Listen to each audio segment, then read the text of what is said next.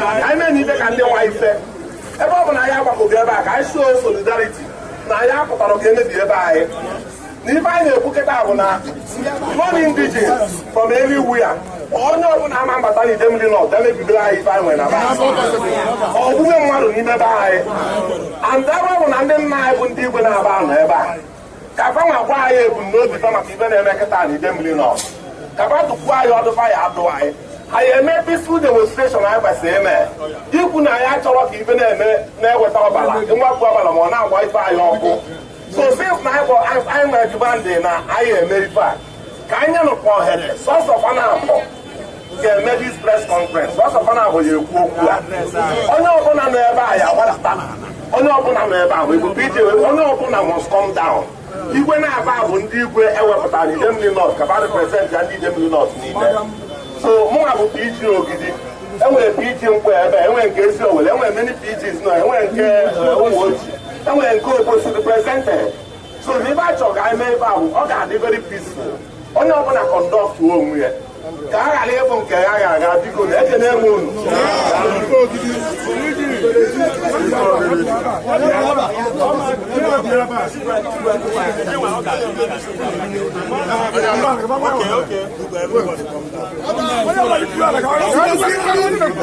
You are one on the no.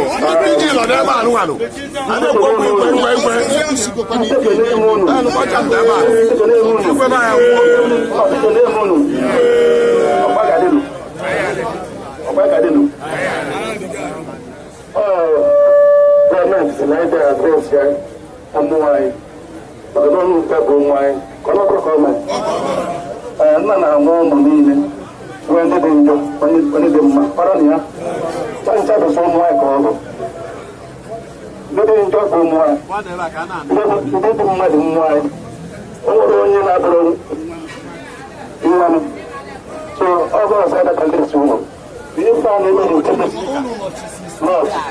na ọdụ ọzọ anyị mma anyị sọpọt End SARS ọ bụrụ na anyị pụtara na gọọmenti n'idiri change reform ọ bụrụ na ewere eme demonstration which na onye na sọpọt ya bụ onye Naijiria ọ dị mma mana kịta ọtọ nke fọrọ ewebe na rut mmesịarị afọ na bụrụ utu anyị bụrụ nwa afọ Idemili North ewebe na-esu ịta anyị ọkụ ewe na-esụta ọkụ na mmiri ndị ebe bụ na-esụta anyị ọkụ abụghị mmiri ọmara nke a mmiri zoo next time tapụta ọdụrụ dọta ọbụgọlị ịtụpụta na ya ọdịnaya gọọmenti anyị na-arụba ibe niile na na-agbasi bụ self-effort mmanụ nke a ọ gọọmenti ngige na Malaysia ọnọrọ na ya ukwe Anambra wetụrụ ya akụ nna gwa ya na n'izu kịta no problem ọ tas anyị na-abụ ga-eji alụla anyị ikpe ndị bụ niile bụ ndị gbapụta kaba na-eru kọrọ ọrọbụrụ ya nke abụrụ mgbe wee sube tie ebe bụ na enwere ife Onyido tụọ ya ọkụ si na ya esu obodo kwụsị n'ọkụ onye kwụsị na ya na-esu ọkụ bụ ndị okike wetara ala ọrụ ya ndị okike obodo ọhụrụ ụbọchị anya tinyekwa ohuru gọọmenti ha n'ụlọ na anyị ọ bụ na nọt ugwu ọza nnọ na ya ife ọbụla na-eme bụ gọọmenti na-eme na ya ụmanụ gaa na alụmụta niile n'akụkpa onye mgbe ụlọ ụgwọ akwụkwọ ewere ọtọ ewere ozi nwa posishọn ka e nwee udo mana nke mamanye mmiri bụ na Chinua library was bombed. Can you imagine? Can you imagine?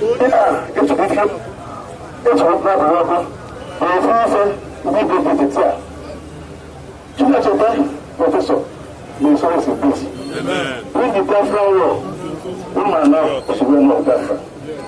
Woman can, the Sultan also put down her name within the Amba, Northern and the Bengal Drama.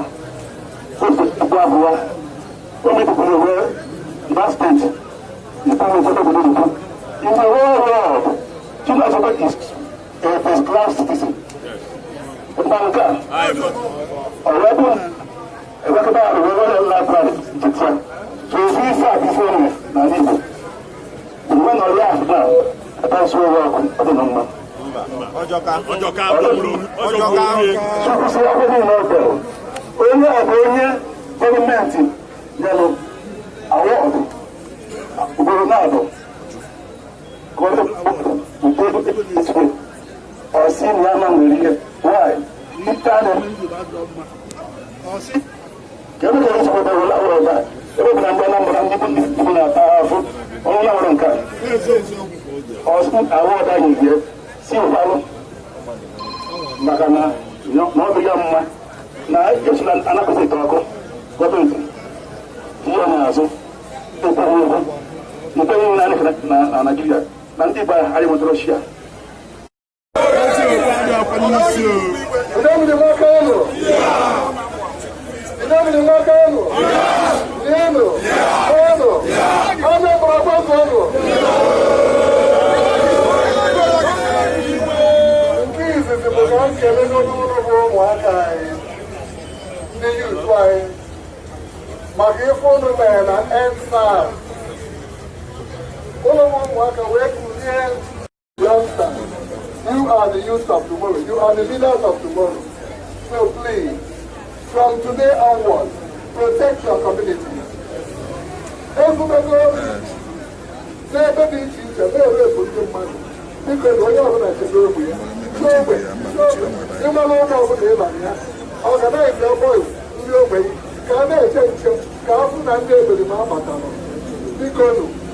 ọnụ ka ọ dịrọ anyị nwere emego okenye ọnụ ka anyị ga-ekwu okwu na ụnụ ga-echekwado anyị biko jisiri ike ka Chineke merụ na amara n'ogologo ka ọ sachaa ma hichaa ka o mezie n'ụlọ ebumnobi unu niile bụ nke ọma n'afa Jizọs Kraịst bụ onye nwe anyị.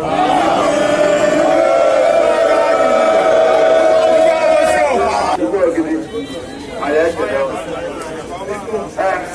ije anyị bido olu anyị eji ka anyị si wee kwado ya ife a dị peaceful anyị enwe orderliness anyị enwe onye ọbụla ịbụ ndị na-ekwu na road anyị aga anyị na-aga ya ka anyị nye moto efe ka gbawanne onye na-aga anyị ebido ebe a na wee karịa gafee that police station show solidarity to them na on their support mana fa wee ga-enwe good conduct maka ibe niile anyị kwekwu mara mma agwa ndị polisi na-akpa most of them na-akpa ụtọ ọtọrọ anyị ụtọ so na ife iwe anyị sukoro ya ka fa wee nwee mgbanwe so na mgbanwe ama bụ mgbanwe anyị enwenata ebe m ga-ahụ anyị na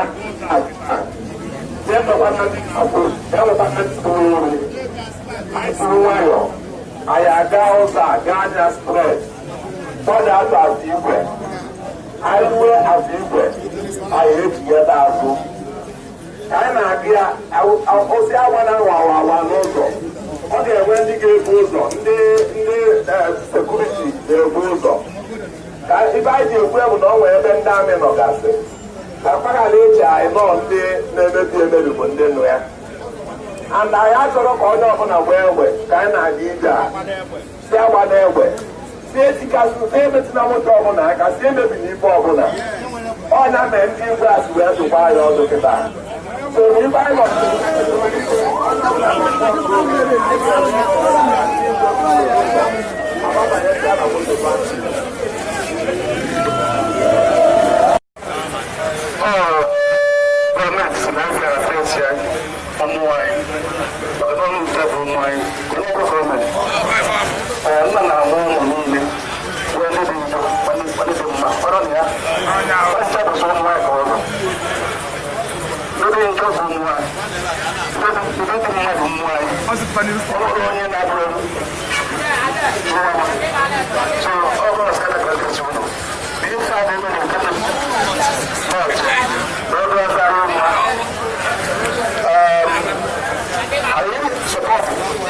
End SARS. I could have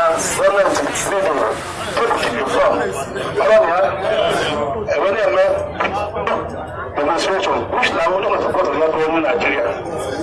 Or the Manakita. I don't get so.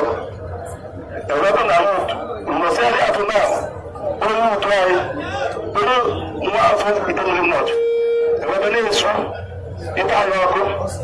The weapon is without a middle. We will be able to tell you about the road. The Manuka. We also, next time, that was a Ogidi, Mutopatania, or the government, all about even self-effort.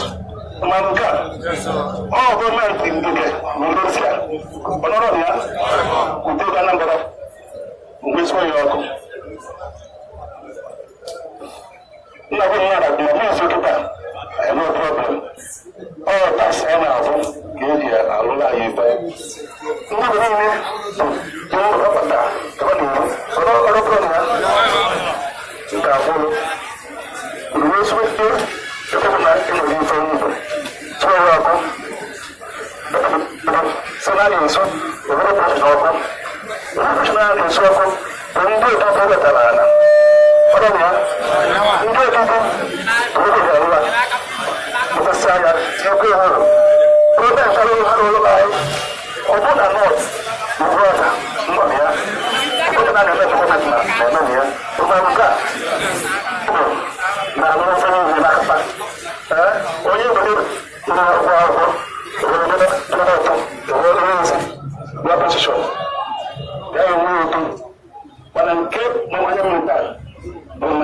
Chinua Achebe's library.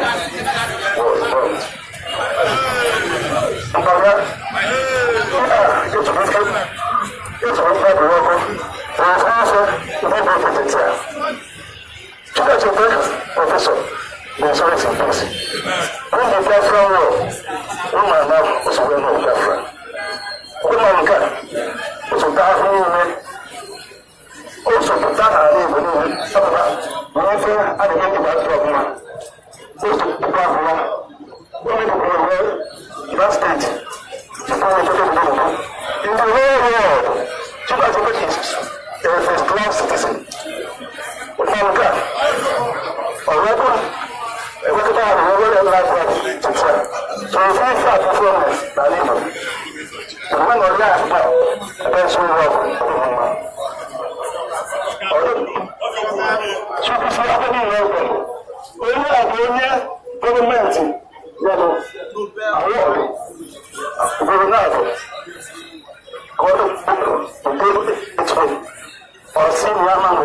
why?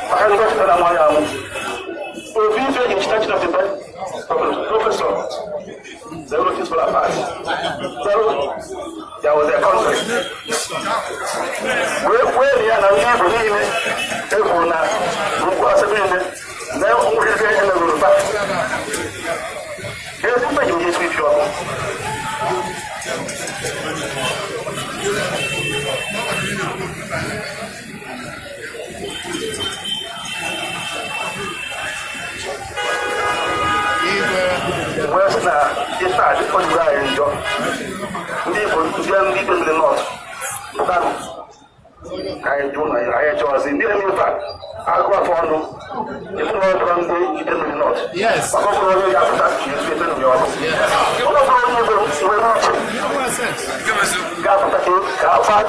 Chinua Achebe's library and that kind of work. Only people even Nigeria. Because the professional represented issues very, very well. So, whenever I am working with that, Ndi you try. I also wait seminar. Peaceful protest. Mana civil is what I order. Is it before now. All of natural protest. What I protest. But also, even from family, even in the moment when Nigeria, their effort. Yes. Why is it not to meet the home? On the small, what do you mean? So I bring now. You person now. Where's now? I you are the bad on one. You are the big one. Why would I take it? Why would I say, what do I enjoy? Where's not the line you are not better on one? We don't actually. If you know how to pack up and you can use, you will have a new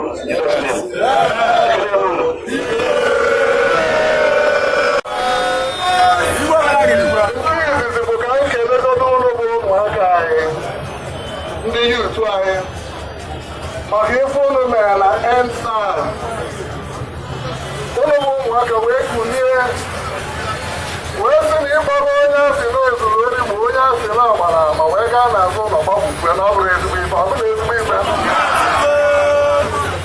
Ka me me sia. Ai bụ ndị okenye bụ ndị nna ndị igwe kweta ahụ na ọ bụrụ ezigbo ife ụmụ ụmụaka wee kunie n'ike na ebube wee kwụsị ya n'ọrụ a kwụsịsịrị ife ọzọ wee bazi na ya aka ọzọ wee lịba na ya wee bidozie ma igbu mmadụ ma iri efu ụmụ nwaanyị ma izu ori ma ịkwatu polis steshọn ma ekurisi ụlọ be mmadụ onye na mmadụ anya ọ dị aka anya ukwu ji ya arụ ọgada ndị mmadụ eje kutuo ya ọ ga-abụrụ End SARS. Ụlọ bụ ụmụaka si na enough is enough. Mana nkịta nke a na-emezi abụ ọzọ ya anyị bụ ndị okenye wee sị na enough is very good. So na anyị na-ekele ụmụ maka ọmarịcha peaceful protest ụnụ nwere. Peaceful protest. Peaceful gịnị? Ọ peaceful ahụ nke gọọmenti kwetara ya mana ọ bụrụ ịdị na-agba ịbụ ọkụ na-emebisi mba ije anụmanụ bịa taa bụ ịgba ka bụ ụmụ Idemili niile ka anyị bido chekwaba anyị ka anyị fụ na ndị si esi na ndị ọzọ bụ ife ọzọ n'obi ejọrọ na-emebisi ife anyị na ife igwe Ogidi Ezechumuagha bụ kịta ife ebe ka Library Chinua Achebe Igbo niile ụwa niile ndị ochie niile ji ama ọnụ gbasara ife Chinua Achebe mee ọ wee bụrụ na ọjọ kwuo onwe ya bụ na anyị na-asị ụlọ biko anyị gbakọba ụmụaka ọzọ na-alịbana ya anyị ncha na-ekwu okwu ife gbasara Biafra si Biafra asịrọ biko ọ bụrụ na otu a ka anyị ga-esi bịa Biafra onye ọbụla na-asị ụlọ ikwu polisi gbue ụlọ ekwukwana ndị polisi ụfọdụ bụ ụmụ anyị ụfọdụ bụ nna anyị ka ụmụ anyị ndị di anyị ndị nwunye anyị ikwu na ibe anyị bụ polisi a ọ bụ polisi ndị bụ mmadụ ụfọdụ ndị SARS a gọọmenti na steeti ishiba out one by one ka ebe ebe ikpe ọ bụrụ anyị ka ọ dị otu take one into our hands onye polisi na-egbu nọn innocent man ị na-egbu ya na o mere gịnị Igwe ọ nọkwa nwa m zụrụ azụ from primary wee baa university ọ nọkwu na polisi ezigbo mmadụ nọkwa nke a na-egosi na feke onye ugwu o wee na-enyerebe anyị aka polisi bụ onye ugwu onye Katsina nwa ọnwụ na Obosi ọ na-apụ n'ọnwa na-agbaghị aga anyị mere ya nnukwu send-off dachi ya eburugbu ego maka na ọwụwa anyị nnukwu ọrụ emeghazi ijiri ụdị mmadụ abụọ nwa m nwoke anọ na polisi onye bụkwa ya achụba m ya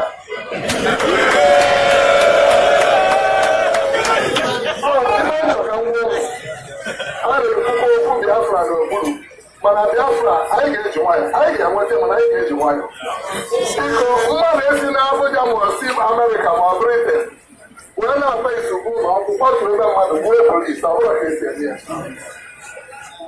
mmadụ ejekwana gbuo innocent man ka aka ọbara ịghara igbu aka ọbara na nkịtị na-abụ so biko achọba Biafra anyị bụ Biafra adị m geenụ ntị I was the youngest soldier in the Biafran army.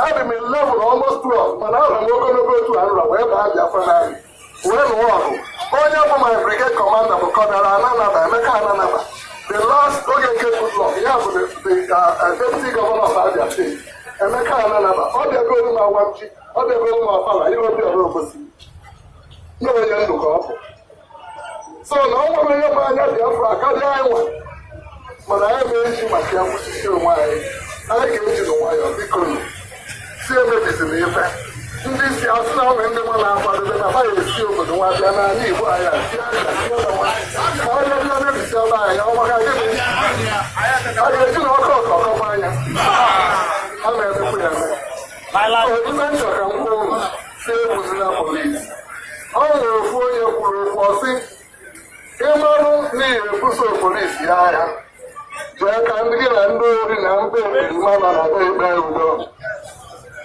One of my neighbors, my Akpudo, if I tell them what they are saying, okay, you're fine.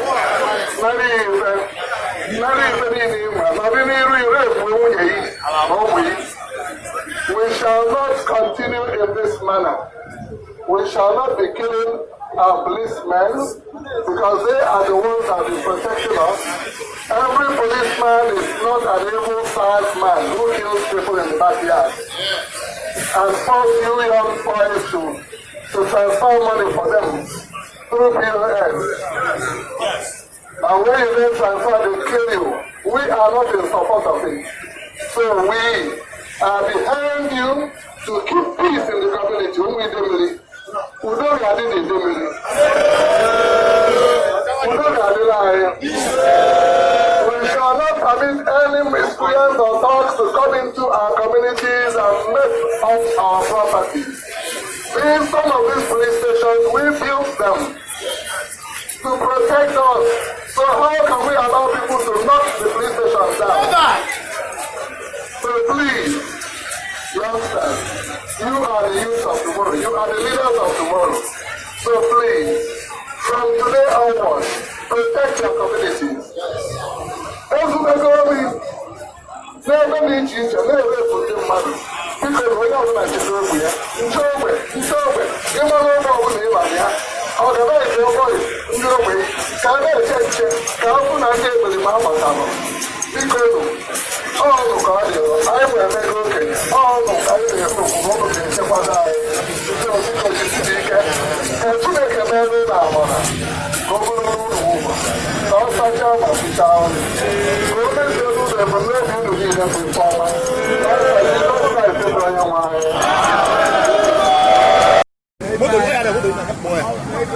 What's the video? I watch it now.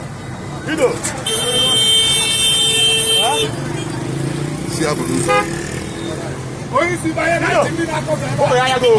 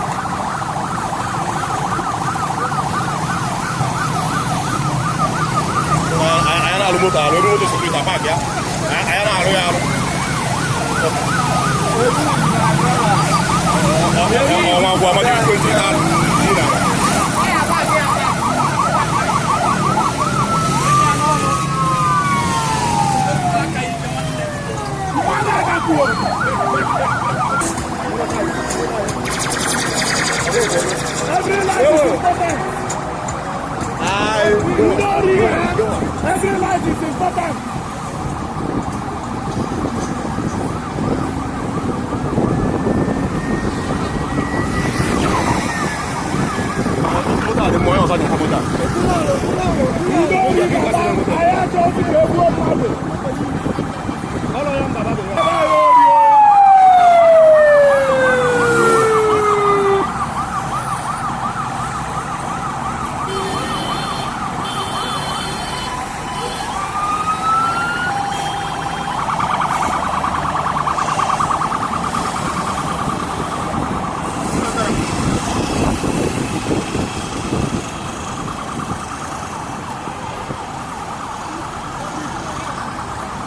You know, so you thought they got to pass.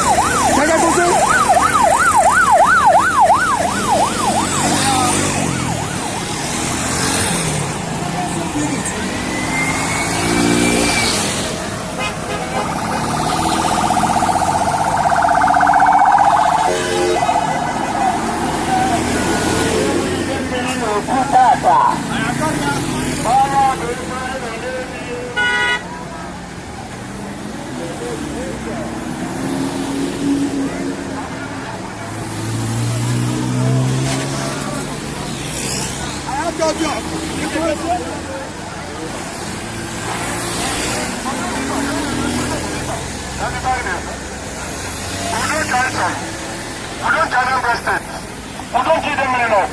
I know something that never supply your bala. Did not keep us going on the move. Or you open another state agent to go. What on a state here? What are they making about it? What are they making about the state here? We don't care the minimum.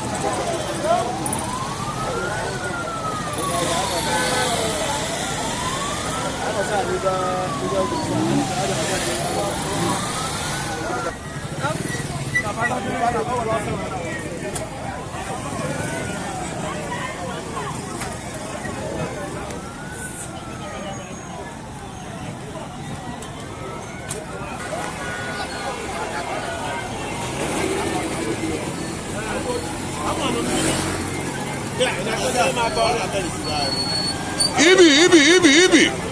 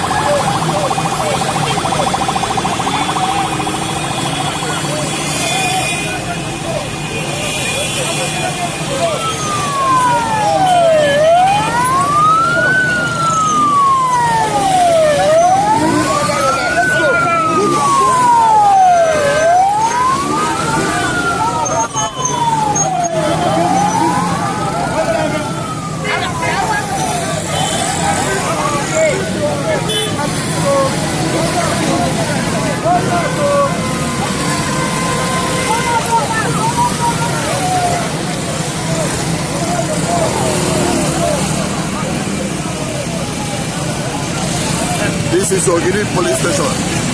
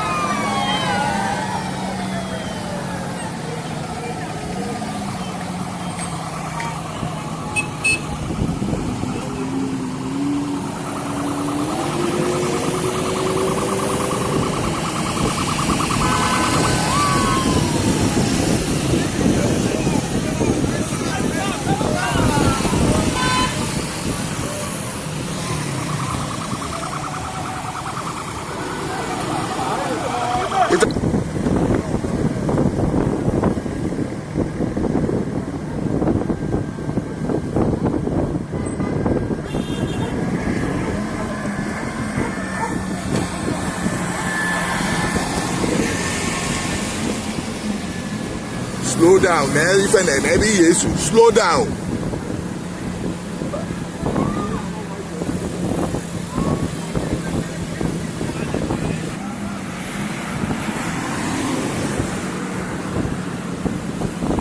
We have planned for this thing.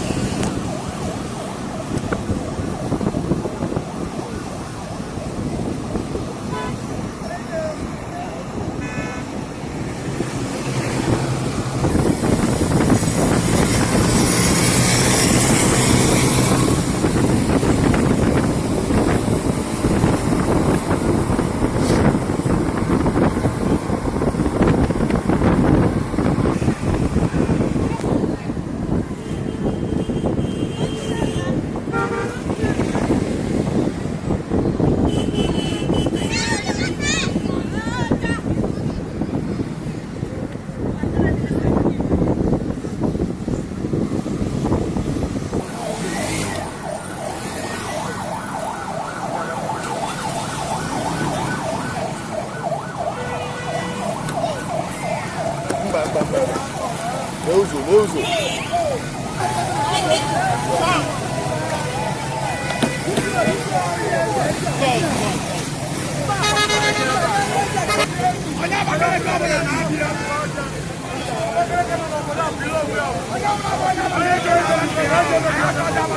Come back.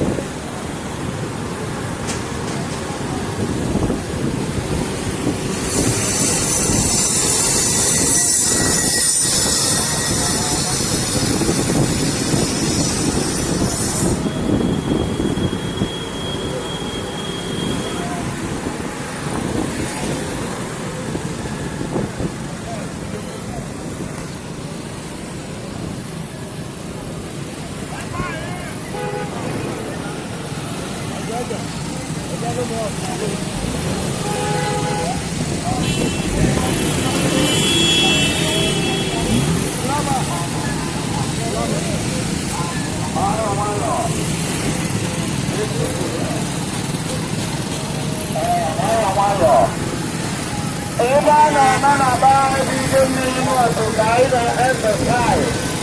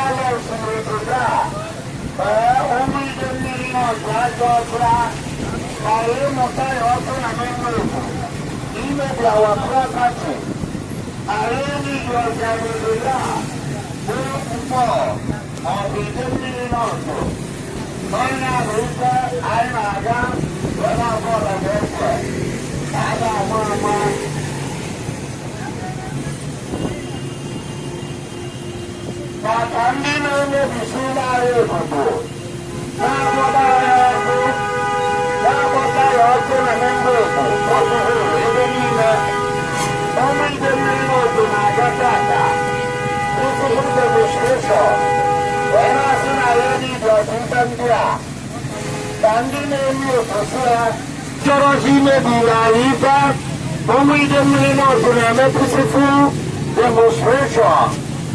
And maybe civil and properties. Mandina Mutaya Okuna Membu, Popular, Gebelina, Mandimo Sayuri, Egidio Jano Dabo, Anambra State, Idemili North. Hello, beautiful. Sunoya Deva Nufu, Baba. Yes, all Idemili North Naga. Who can we prepare? We may put even and then about associate. We may be super.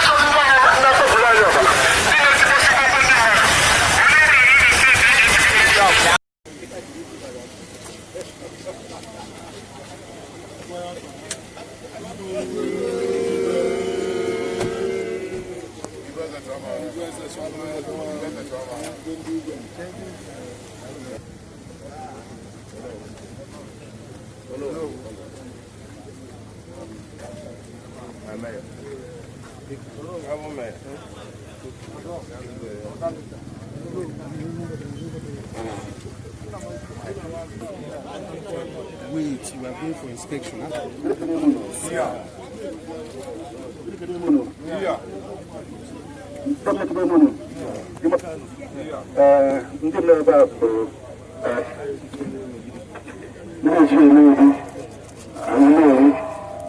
Now, for those PG in I've been PG earlier. Who PG for? Who PG Ogidi? Actually, you confirm. So, who PG in working? The fact that I can our chairman of the government. So, Ndi Idemili, about everyone the rules with as chairman of the Idemili North government. So I'm going to do it. Yeah, I don't know area, but I'm all on our line. But all of Excellency, I think we live Odano, our line, and I'm state that.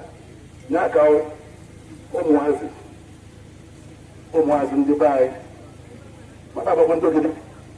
One Nkpor. Non Jana Mare Pasida.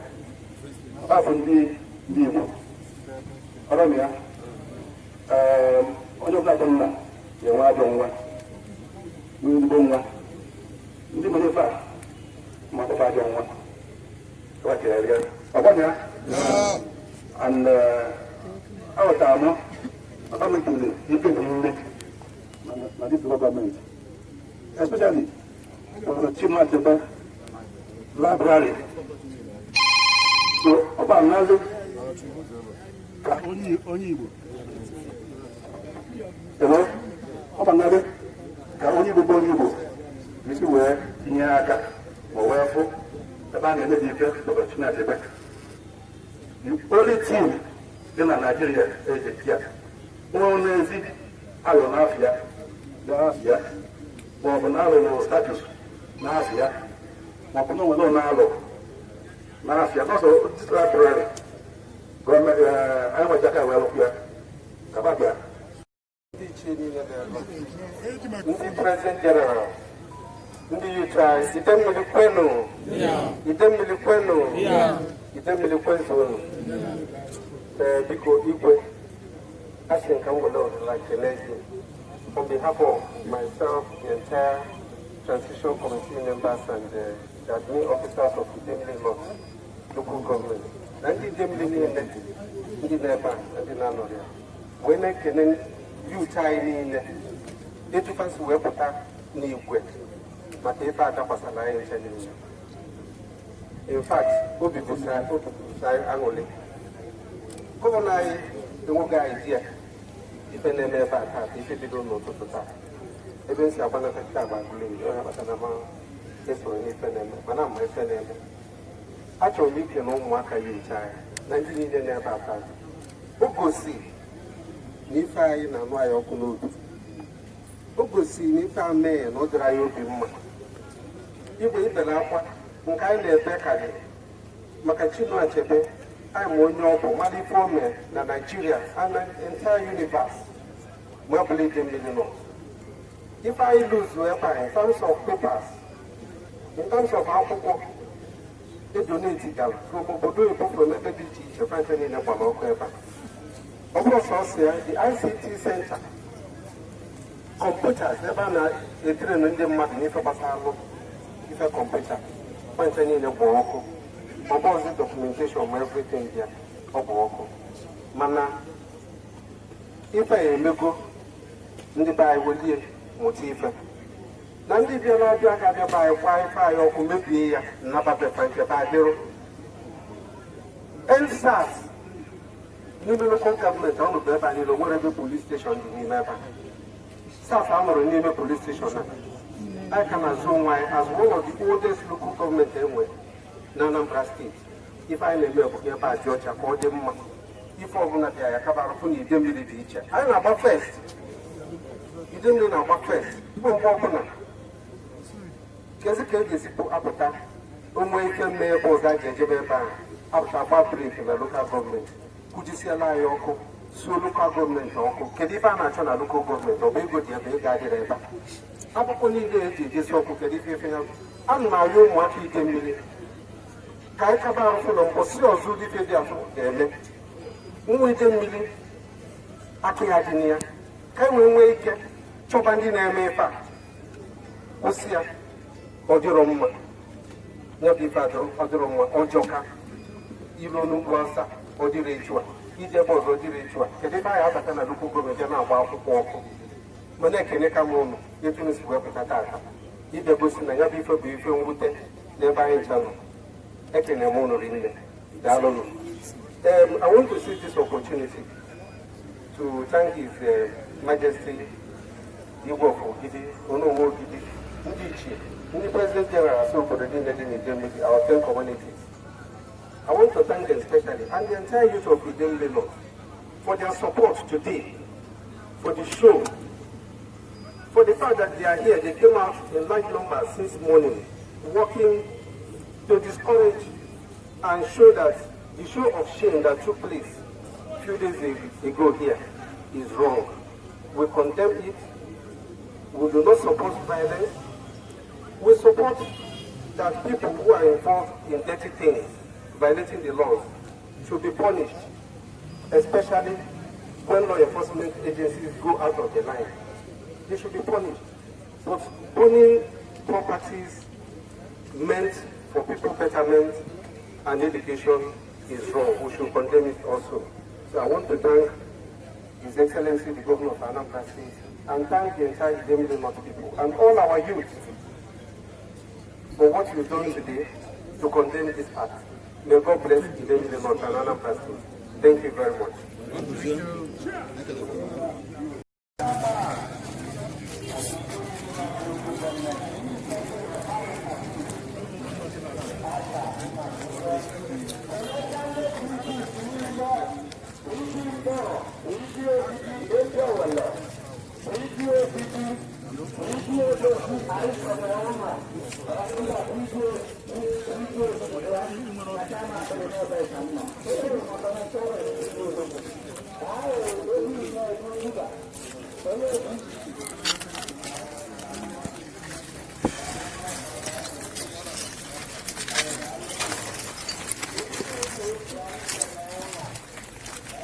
Hello,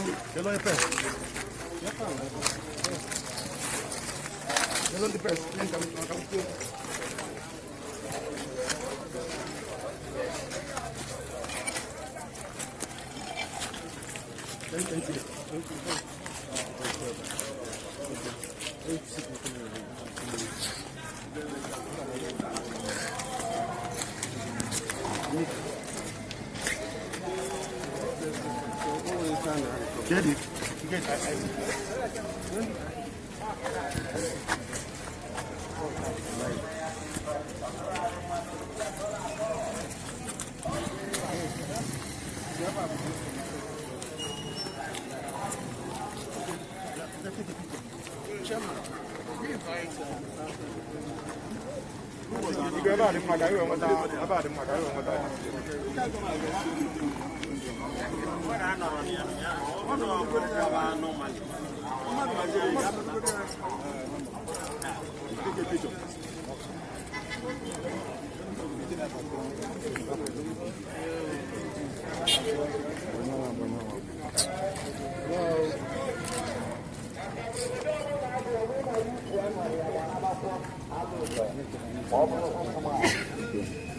Excuse me, Nana, the big man now.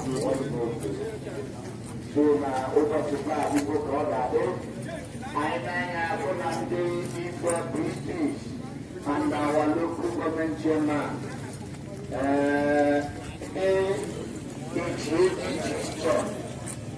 one of the Murunya Pincho Melono, Obosi Malaysia, yes, we are in the Ghana,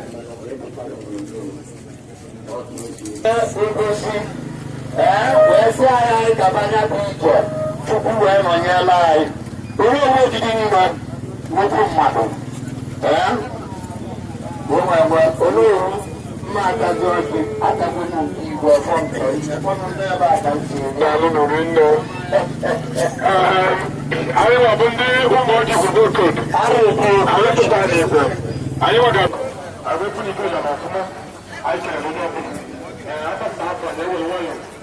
Gbọ́gbá ìdọ́nà ọ̀hún tó kò jẹ́ òkè. Àìkẹ̀rẹ̀ ló ní. Báwo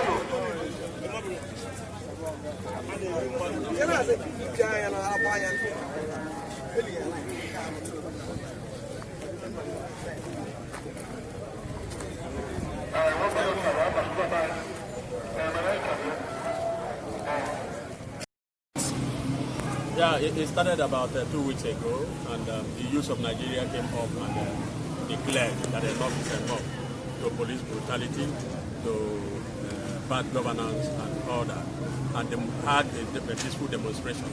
But somewhere along the line, that demonstration was hijacked by a And then in our own area, in Anambra State and Idemili North LGA, they came in and started destroying properties. So we on our Nkpor community on Saturday, we did this kind of demonstration. Yes, we are in support of the End SARS Protests, as it were, but we are not in support against destruction of properties. Because most of the properties around here, they are personal efforts. Even the ones that belong to government were constructed by the people and handed over to government. So when you destroy that, you're actually harming the people. Because it's the people that will come back to repair them. So that's why we have to do that protest, peaceful protest, and say, no, we don't want destruction. No more vandalism and carnage of that nature. Okay. All lives matter. All lives matter, whether you're a policeman or a policewoman or a normal person or not. Because those police people are our brothers. We have relations who are policemen. Though some people are bad, you can't take it away. So bad people, when they commit offense, they should be dealt with. But we should not capitalize on the fact that somebody committed an offense and then we now go destroying every other person. We can't generalize. That is the situation. Okay. What exactly today, Idemili North, having seen what Nkpor did on Saturday, decided to make it the local government affair, and then gathered all the 10 communities in the Idemili North local government to do the same demonstration, going around the local government and declaring we no longer want destruction of the local government. So that's exactly what we did today. And then the gathering here at the local government headquarters to inspect the library, the Chinua Achebe library that was bombed. It's unfortunate because even in wartime, libraries and museums and archives are not destroyed. because those are the instruments that will help to tell the story of the war. But these people came in and destroyed this land. Chinua Achebe is a household name in the whole world. We know who he is, and he's our brother, and we cherish him a lot. So to destroy his monument and his legacy is something we no longer want. It's an absurd, and we condemn it in its entirety. All right, thank you very much, sir. Your advice to the youth?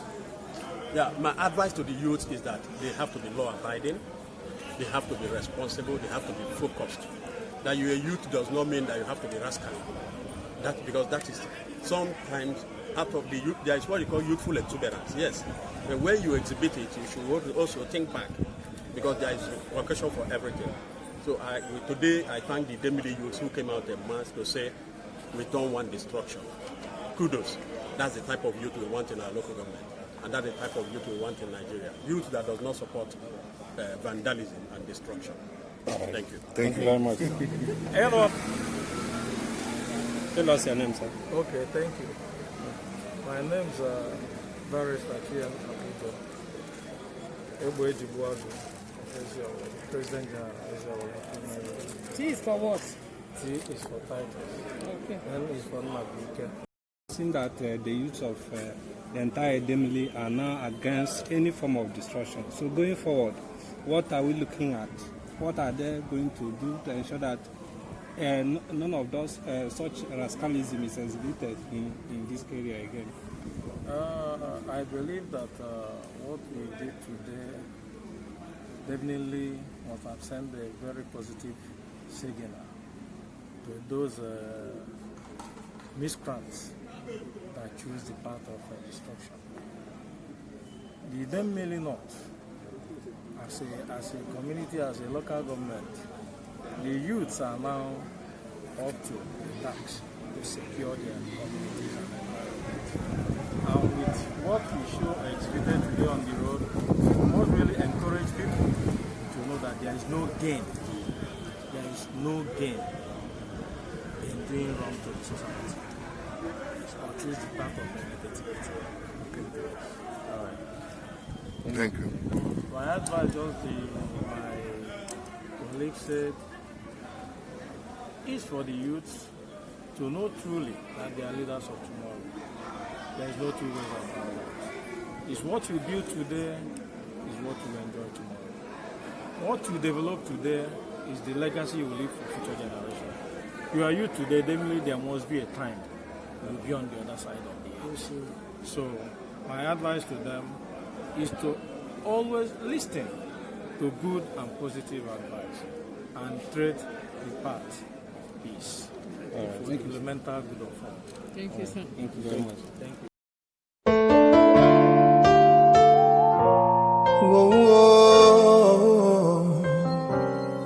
In a world where money fails, corruption lingers, doubts abound, anger, depressions fill the soul, love knows no place, fear rises. You can make it if you really wanna try. You can try. You can try. You can be the change. You can never write again. In this dark and rootless world, your light can shine. 'Cause you're not stuck for long again. Dust your feet and move. You can cause a change, work a change, be the change. In a world where money fails, corruption lingers, doubts abound, yeah. Anger, depressions fill the soul, love knows no place, fear rises. You can make really wanna try, you can try. Yes, you can. You can try. Yes, you can. You can be the change. You can live right again. You can live right again. In this dark and ruthless world, your light can shine. Your light can shine. Cause it lasted for long again. Dust your feet and move. You can cause a change, work a change, be the change. You can make it if you really wanna try. Yes, you can make it if you really wanna try. You can make it if you really wanna try. Oh, you can make it if you really wanna try. You can achieve it if you really wanna try.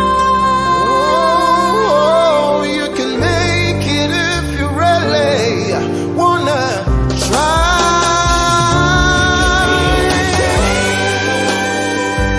You can live right again. In this dark and ruthless world, 'cause you're not stuck alone. Okay, you dust it off. Dust it off. You can cause a change, work a change, be the change. Said you can make it if you really need to try. Yes, you will. Always make it, always make it. If you put your mind to it, you can be the change.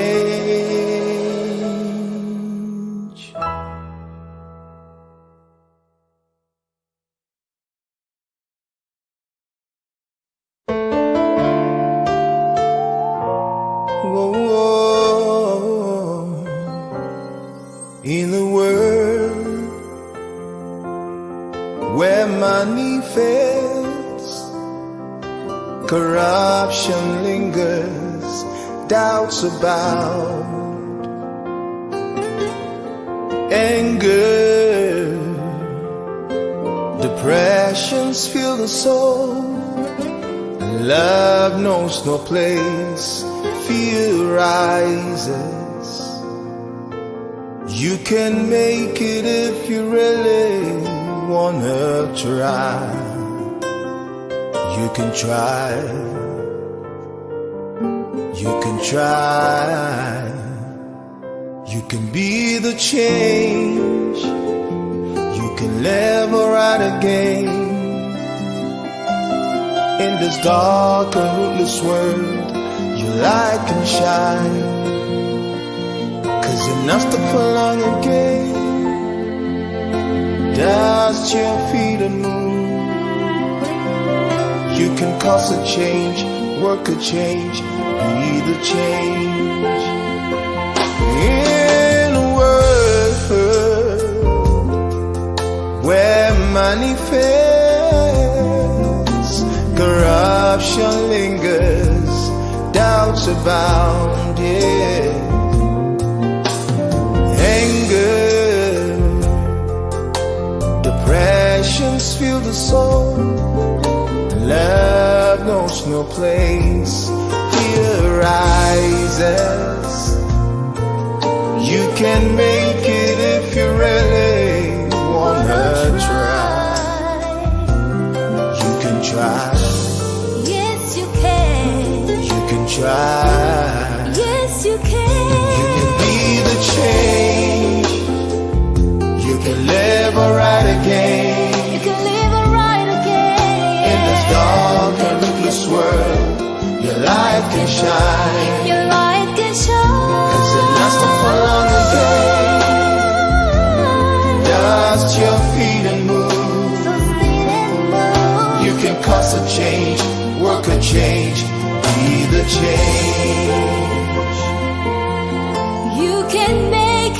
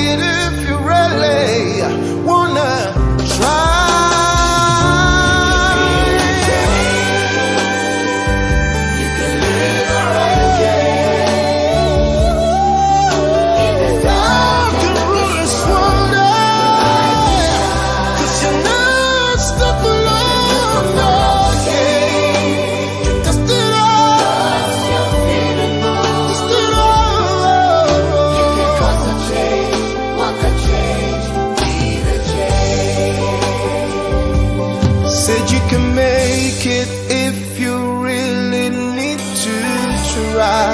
Yes, you will. Always make it, always make it.